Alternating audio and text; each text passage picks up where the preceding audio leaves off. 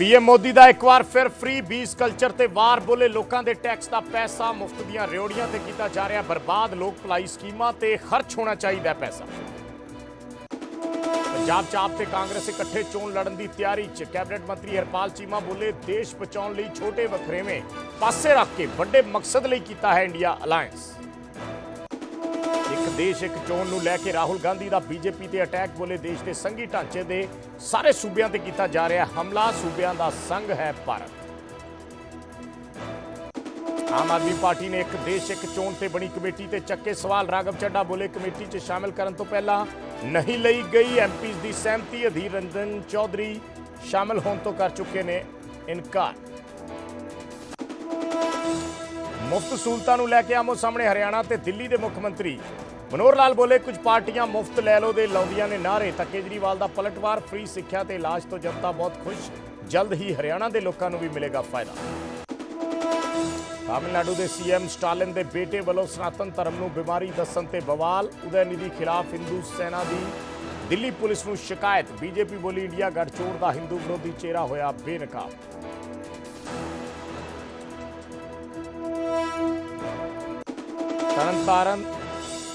तरनतारन च आप विधायक कश्मीर सिंह सोहल का घिराओ। किसानों ने रोकया एमएलए का काफिला। सिक्योरिटी ने मुशक्कत नाल भीड़ चों कढिया। दो भरावां वालों खुदकुशी मामले च मुलजमां की गिरफ्तारी की मंग ते अड़िया परिवार। गिरफ्तारी होने तक जशनवीर के संस्कार तो किया इनकार। मामले च एसएचओ समेत 3 पुलिसकर्मियों खिलाफ दर्ज हुई है एफआईआर। मोहाली के खरड़ च फ्लाईओवर ते कार ने बाइक नूं मारी टक्कर। 100 मीटर तक घसीटदे लै गई कार। 3 लोग बुरी तरह जख्मी। नशे च दस्से जा रहे नाइजीरिया मूल दे मुलजम। सोनिया गांधी दिल्ली के सर गंगाराम अस्पताल च भर्ती। हल्के बुखार की शिकायत फिलहाल हालत स्थिर। पंजाब यूनिवर्सिटी चंडीगढ़ च विद्यार्थी चोणां नूं लैके अलर्ट ते पुलिस प्रशासन। कैंपस ते होस्टल च पुलिस वालों की जा रही चैकिंग। 6 सितंबर नूं होएगी वोटिंग।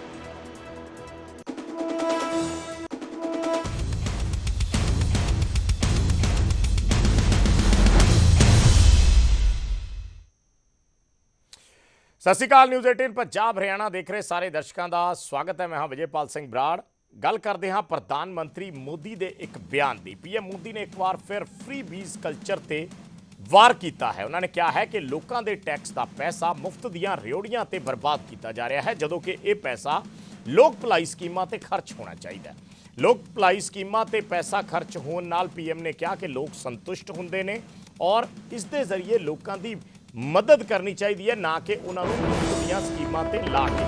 उन्होंने कहा कि मुफ्त दियां रेवड़ियां ते लोक भलाई स्कीमां दे विच फर्क हुंदा है। दोनों चीज़ों दे विच फर्क नूं समझना पएगा। उन्होंने कहा कि मुफ्त दियां जिहड़ियां रेवड़ियां हुंदियां ने वो लोकां नूं काम तो दूर करदियां ने, पर लोक भलाई स्कीमां लोकां नूं काम नाल जोड़दियां ने।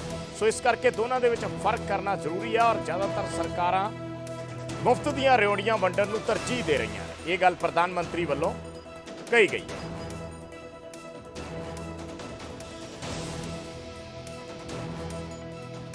तो लोक भलाई स्कीमां ते प्रधानमंत्री ने कहा कि पैसा खर्च होना चाहिए और जो लोक भलाई स्कीमां ते पैसा खर्च होंदा है तो लोग संतुष्ट होंदे ने। मुफ्त दियां रेवड़ियां ते लोक भलाई स्कीमां च उन्हां फर्क दस्सिया।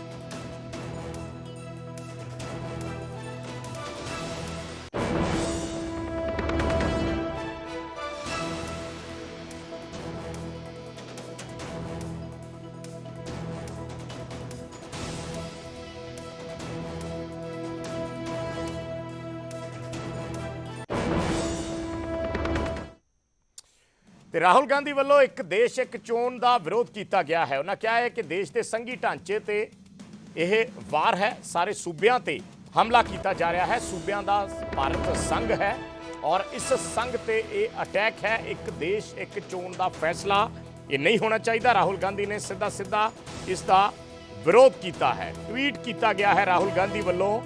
ट्वीट भी दसदे हां असीं की लिखिया उन्होंने। राहुल गांधी ट्वीट दे विच लिखते ने इंडिया मतलब भारत सूबियां दा संघ है। एक देश एक चोन का विचार संघ अते सारे सूबियां ते हमला है। ये ट्वीट के जरिए राहुल गांधी वालों अपना प्रतिक्रम दिता गया है। देश के संघी ढांचे ते उन्हां हमला करार दिता है इस फैसले ਨੂੰ जिस बारे चर्चा चल रही है, हालांकि इस ते हले कोई फाइनल टेक नहीं होया, सिर्फ एक कमेटी बनी है और देश के राष्ट्रपति साबका राष्ट्रपति रामनाथ कोविंद की अगवाई दे विच एक कमेटी बनाई गई है और राहुल गांधी ने इस ते वार किया है कि ये देश के संघी ढांचे ते सारे सूबਿਆਂ ਤੇ ਕੀਤਾ जा रहा हमला है, भारत सूबਿਆਂ ਦਾ संघ है। ये ट्वीट किया गया है राहुल गांधी ने कि इंडिया मतलब भारत सूबਿਆਂ ਦਾ संघ है, एक देश एक चोण का विचार, संघ ते सारे सूबਿਆਂ ਤੇ हमला है।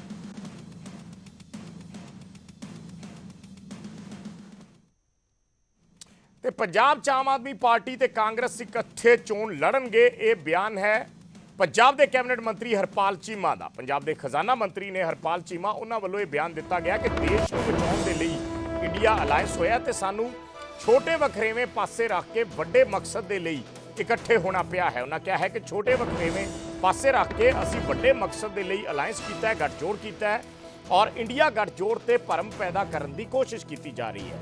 ਉਹਨਾਂ ਕਿਹਾ ਕਿ ਬੀਜੇਪੀ ਇੰਡੀਆ ਗੱਠਜੋੜ ਤੋਂ ਡਰ ਕੇ ਇੱਕ ਦੇਸ਼ ਇੱਕ ਚੋਣ ਵਰਗੀਆਂ ਸਾਜ਼ਿਸ਼ਾਂ ਰਚਣ ਲੱਗ ਪਈ ਹੈ। ਬੀਜੇਪੀ ਦੇਸ਼ ਵਿਰੋਧੀ ਫੈਸਲੇ ਲੈ ਰਹੀ ਹੈ। ਇਹ ਬਿਆਨ ਪੰਜਾਬ ਦੇ ਖਜ਼ਾਨਾ ਮੰਤਰੀ ਹਰਪਾਲ ਚੀਮਾ ਵੱਲੋਂ ਦਿੱਤਾ ਗਿਆ। ਹਾਲਾਂਕਿ ਇਹ ਬਿਆਨ ਇਸ ਲਈ ਵੀ ਮਹੱਤਵਪੂਰਨ ਹੋ ਜਾਂਦਾ ਹੈ ਕਿਉਂਕਿ ਪੰਜਾਬ ਕਾਂਗਰਸ ਲਗਾਤਾਰ ਇਸ ਚੀਜ਼ ਨੂੰ ਡਿਨਾਈ ਕਰਦੀ ਆਈ ਹੈ। ਪੰਜਾਬ ਕਾਂਗਰਸ ਦੇ ਆਗੂ ਜਿਹੜੇ ਨੇ ਉਹ ਸ਼ੁਰੂ ਤੋਂ ਇਹ ਗੱਲ ਕਹਿ ਰਹੇ ਨੇ ਕਿ ਸਾਡਾ ਪੰਜਾਬ ਦੇ ਵਿੱਚ ਕਿਸੇ ਤਰ੍ਹਾਂ ਦਾ ਕੋਈ ਅਲਾਇੰਸ ਨਹੀਂ ਹੈ। ਹਾਲਾਂਕਿ ਆਮ ਆਦਮੀ ਪਾਰਟੀ ਦੀ ਲੀਡਰਸ਼ਿਪ ਦੇ ਸੁਰ ਇਸ ਤੇ ਸ਼ੁਰੂ ਤੋਂ ਹੀ ਨਰਮ ਰਹੇ ਨੇ ਤੇ ਹੁਣ ਤੇ ਖਜ਼ਾਨਾ ਮੰਤਰੀ ਨੇ ਸਾਫ਼ ਤੌਰ ਤੇ ਕਹਿ ਦਿੱਤਾ ਕਿ ਅਸੀਂ ਇਕੱਠੇ ਚੋਣ ਲੜਾਂਗੇ ਔਰ ਸਾਨੂੰ ਵੱਡੇ ਸੰਦਰਭ ਦੇ ਵਿੱਚ ਵੱਡੇ ਪੱਧਰ ਤੇ ਸੋਚਣ ਦੇ ਲਈ ਛੋਟੇ ਵਖਰੇਵੇਂ ਪਾਸੇ ਰੱਖਣੇ ਪੈਣ। ਪੰਜਾਬ ਦੇ ਵਿੱਚ ਵੀ ਆਮ ਆਦਮੀ ਪਾਰਟੀ ਦੇ ਕਾਂਗਰਸ ਲੜ ਕੇ ਚੋਣਾਂ ਲੜੇਗੀ।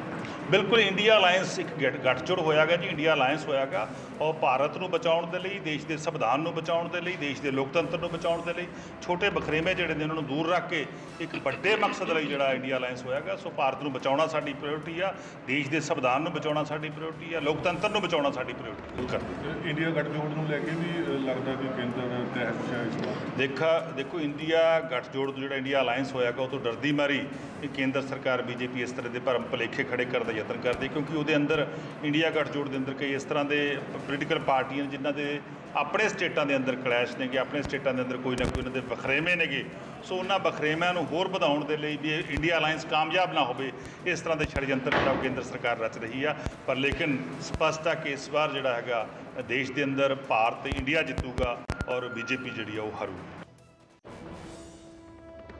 ਚੀਮਾ ਨੇ ਸਿੱਧਾ ਇਸ ਦੀ ਹਾਮੀ ਭਰੀ ਹੈ। ਉਹਨਾਂ ਨੇ ਕਿਹਾ ਹੈ ਕਿ ਆਮ ਆਦਮੀ ਪਾਰਟੀ ਤੇ ਕਾਂਗਰਸ ਪੰਜਾਬ ਦੇ ਵਿੱਚ ਇਕੱਠੇ ਮਿਲ ਕੇ ਚੋਣ ਲੜਨਗੇ ਔਰ ਵੱਡੇ ਸੰਦਰਭ ਦੇ ਵਿੱਚ ਸਾਨੂੰ ਦੇਖਣਾ ਚਾਹੀਦਾ ਛੋਟੇ ਵਖਰੇਵਿਆਂ ਨੂੰ ਪਾਸੇ ਰੱਖ ਕੇ।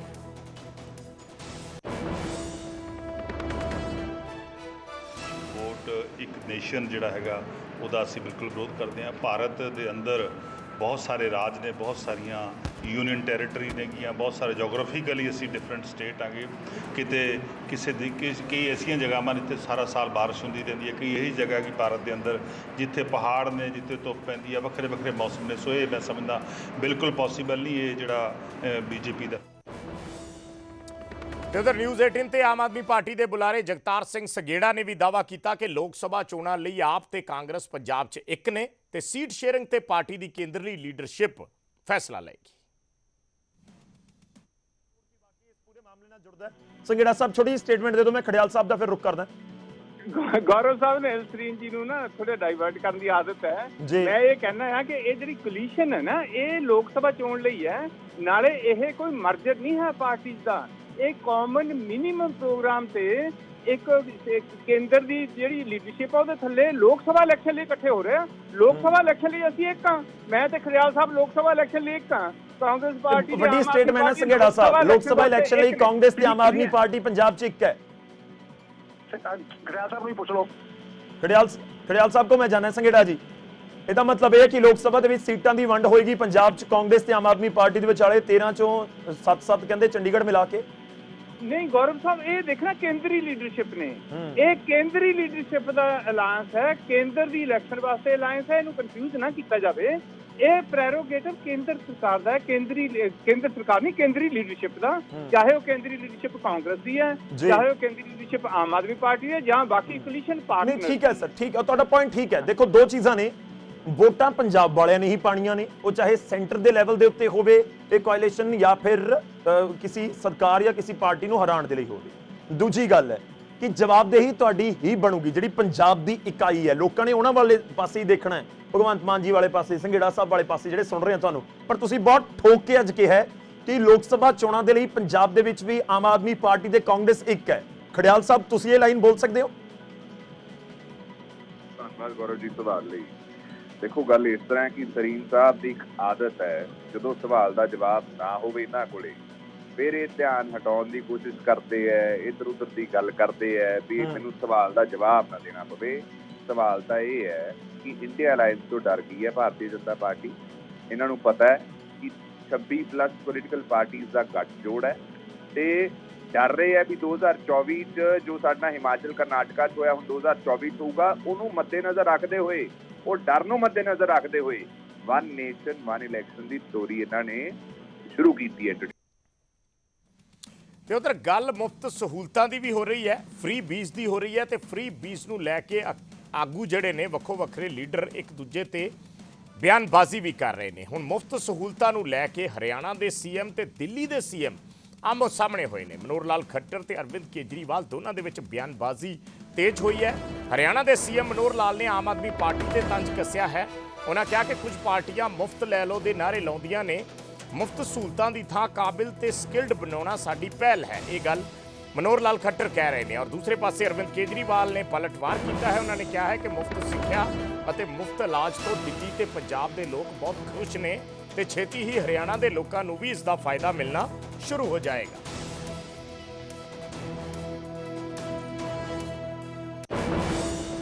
कि हम लोगों ने अपने जीवन को कैसे आगे बढ़ाना है। बैंक से लोन लेना एक बात है, लेकिन उस लोन का उपयोग करना ये भी बहुत एक समझदारी से, एक तरीके से हमको करना पड़ेगा।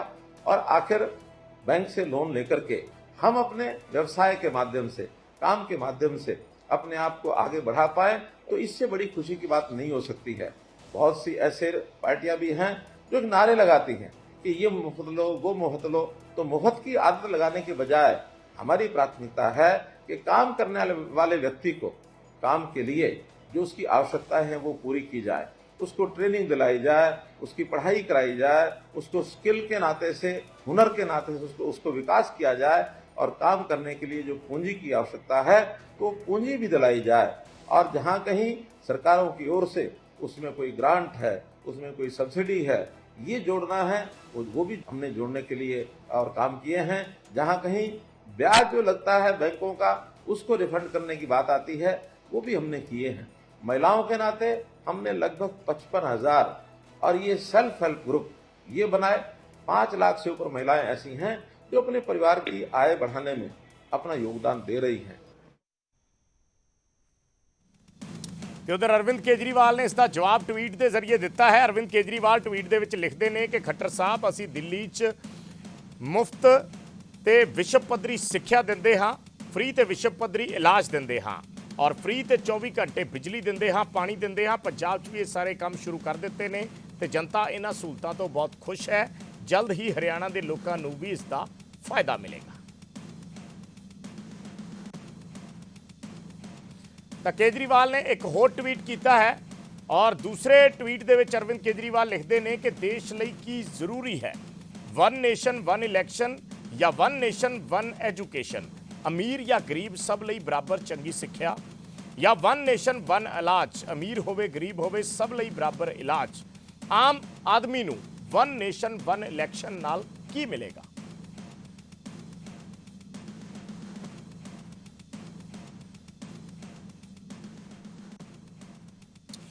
ਤੇ ਤਾਮਿਲਨਾਡੂ ਦੇ ਸੀਐਮ MK ਸਟਾਲਿਨ ਦੇ ਬੇਟੇ ਦੇ ਬਿਆਨ ਤੇ ਬਵਾਲ ਮਚਿਆ ਹੈ। ਉਦੈਨਿਧੀ ਸਟਾਲਿਨ ਨੇ ਸਨਾਤਨ ਧਰਮ ਨੂੰ ਬਿਮਾਰੀ ਦੱਸਿਆ।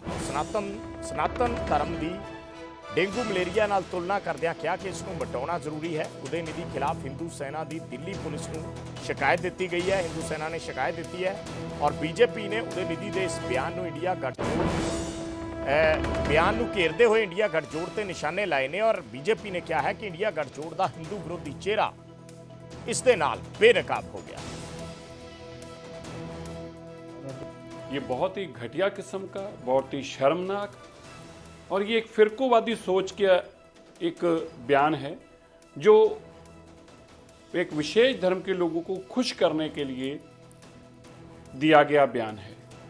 मुझे बड़ी हैरानगी है, भारत देश के अंदर जो एक पार्टी ये कहे कि हम एक इंडिया अलायंस बनाया है, उस इंडिया अलायंस के सहयोगी ये कहें कि 80% पॉपुलेशन के जो लोग हैं सनातन धर्म का खात्मा हो जाना चाहिए, उनको मसल देना चाहिए, उनको डेंगू की तरह मार देना चाहिए, एरेडिकेट कर देना चाहिए। मैं ये जरूर पूछना चाहता हूँ इंडियन अलायंस के बाकी लोगों से, क्या सोनिया गांधी जी, राहुल गांधी जी, अरविंद केजरीवाल जी, ममता बनर्जी जी, शरद पवार जी, क्या इनकी भी यही सोच है? क्या आपका भी यही मानना है? और फिर इस अलायंस का नाम इंडिया अलायंस नहीं बल्कि पाकिस्तान अलायंस रखना चाहिए, जो कि एक विशेष धर्म के लोगों को खुश करने के लिए सारे लोगों को मारने की बात करे, एरेडिकेट करने की बात करे। हिंदुओं को गाली देने की एक होड़ सी मची हुई है नेताओं में,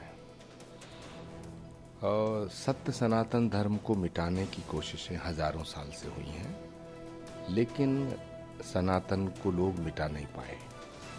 1000 साल भारत गुलाम रहा और 1000 साल तक लगातार सनातन को मिटाने की साजिशें हुई। महाराणा प्रताप, गुरु गोविंद सिंह जी महाराज, वीर हकीकत राय, छत्रपति शिवाजी महाराज, कितने महापुरुषों का लहू शामिल है सनातन धर्म की शक्ति में। तो सनातन को मिटाने का जो ख्वाब है, ये अंग्रेजों ने भी देखा, ये मुगलों ने भी देखा, लेकिन सनातन नहीं मिट पाया।